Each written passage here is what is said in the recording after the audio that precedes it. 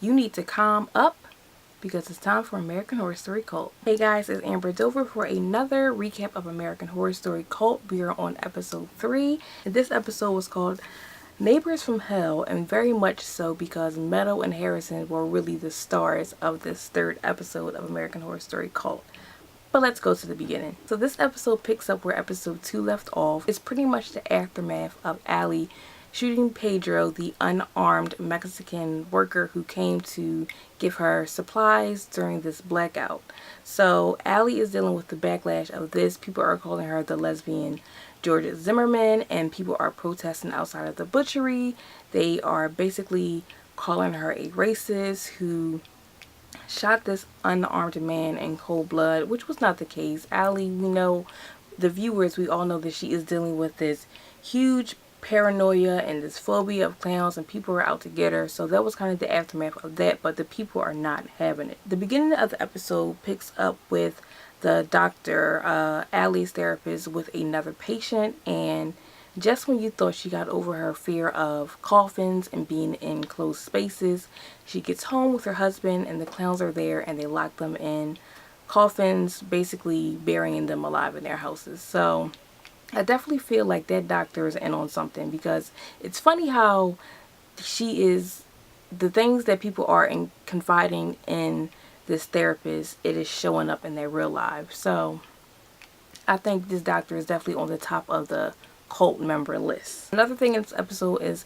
Kai and Allie are coming to grips with a kind of understanding with one another, or I should say Allie is kind of finding a softer side in Kai. You know, their first encounter was him coming up to Allie and Ivy on the sidewalk, throwing coffee on them by accident, and Ivy is dealing with these protesters, and Kai is there twice to intervene and kind of help her and kind of reassure her in a way that her wife isn't. So you can already see that Allie is kind of softening for Kai, because he is kind of on her side and believing that she is the victim and that she is being victimized by these clowns and this conspiracy thing going on with her.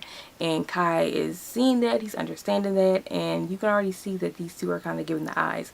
And even Ryan Murphy said, he posted on his Instagram that Kai and Allie is supposed to have the greatest love story. So we can see that that is starting to form between those two characters. Another thing that's heightening up Allie's paranoia are these mysterious trucks coming through the neighborhood at night, and they are dispensing some sort of green chemical on her lawn. The next morning is a bunch of dead birds in the grass. So then this truck is coming by the neighborhood multiple times at this point. She confronts them at one point, pulls off the mask, and it is that smiley face, like that smiley face on the inside of the gas mask. So I guess the significance of this face, or that smiley face, is going to come, I guess we'll better understand what that is, because for one, what we know now, that once that smiley face is on your home or on your property, you are kind of marked by death. You are marked by these clowns, and eventually they are going to come and get you. So that was marked on Allie and Ivy's house. It was also marked on Harrison and Meadow's house. You see at the end of the episode, Meadow is missing. We don't know where she is. Harrison says it's some Gone Girl situation, and I guess we'll find out next episode if Meadow was really dead, or if this is just some kind of play to really make Allie more paranoid. Another big thing in this episode is Meadow and Harrison. These two are definitely the stars in a very boring season to me. I must admit, I had high hopes for Cult. I still have high hopes for Cult. It's definitely a lot better than Freak Show and Hotel, but I'm a little bored. I feel like there's nothing really drawing me into this season yet. But Meadow and Harrison are kind of making me intrigued. Definitely Harrison. He is giving some of the best one-liners in this show so far, especially at the end when he said you need to calm up. I mean, I'm definitely going to feel like I'm going to use that in my daily life now. But Harrison and Meadow, they are obviously disturbed by Allie's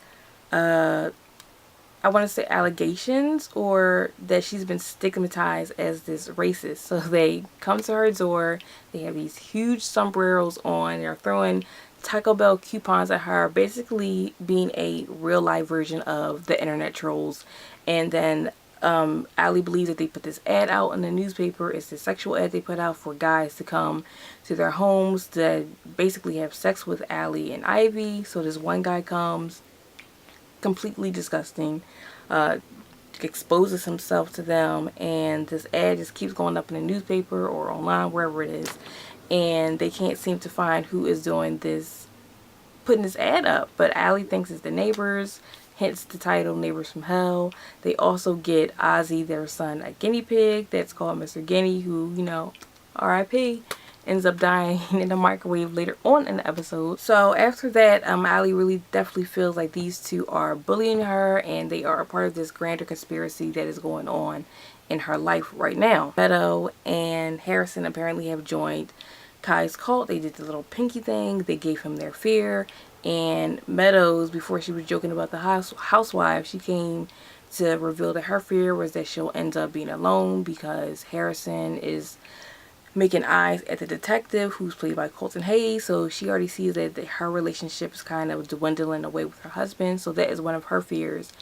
And Harrison, he says that his fear is kind of being stuck with this, in this marriage. And then he confesses that he wishes Meadow was dead. Tension is definitely building more between Allie and Ivy. I feel like Ivy is just kind of like, she might be worse than Winter, because I just think she's just really not a supportive ally in Allie's life. She sees the stuff that her wife is going through. I can understand that can be annoying.